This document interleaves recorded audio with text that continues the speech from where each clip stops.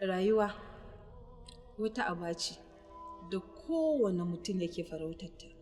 Duk wani faɗi tashin da mutum yake yi, yana yi ne don ya inganta rayuwarsa.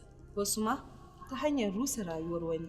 Akwai tarin ƙalubale a cikin rayuwa, musamman ma rayuwar mace. A ƙasashe irin namu, babu komai a cikin rayuwar mace sai garari. Daga ta tsallake wannan, sai ta sake shiga wannan. Ni mace ce mai son ƙawaye. Na taso da ƙawaye na guda 6. Ana kiran mu 'yan bakwai. Dukkanmu mu bakwai. Ba wanda ya karatu a cikinmu. Tun muna ƙanana, Saude ta kamu da ciwon shan inna. Haka ne ya durƙusar da rayuwarta. Dije marainiya ce, mahaifinta ya rasu. Tana hannun uwarta, cikin talauci domin ba su da abin yi. Alhaji Bala ya ribanci halin da suke ciki, ya ɗirka wa Saude ciki. Maimako a tsangwame shi, sai aka tsangwame ta. Hakan ne ya sa ta bar anguwa, har yanzu ba a san inda take ba. Amina ita ce mafi rashin sa'a a cikinmu. Da wata damuna wani mutum ya ja ta cikin gero, ya mata fyaɗe. Balki da Sadiya aka yi musu aure rana guda. Balki da wani abokin babanta, Sadiya kuma da wanda take so. Balki ta mutu a wajen aihuwa saboda ba ta samu taimakon da ya kamata.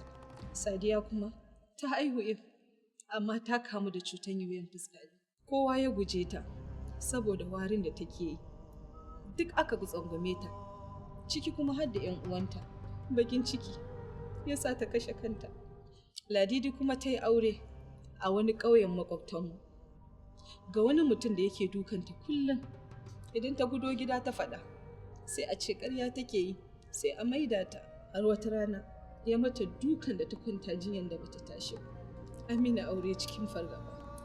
Na auri wani ƙasungumin jahili.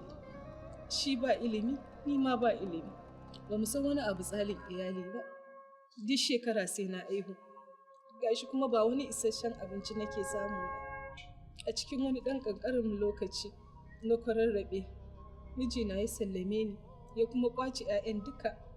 Gani zaune a cikin gida, ba sana'an yi, ba kuma wani aikin da zan yi, saboda ba ni da iko. Kun ji inda rayuwa ta tsere mana, da ni da ƙawayena.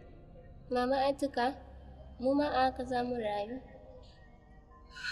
A'a, kun so ku rayu ne cikin jin daɗi da walwala. A'a, Atika, karki musu ƙarya. A haka na rayu. Ke ma kuma a haka kika rayu. Su ma kuma a haka za su rayu. Don babu wanda idamu da rayuwar 'ya mace. A'a, mun rayu a haka ne, saboda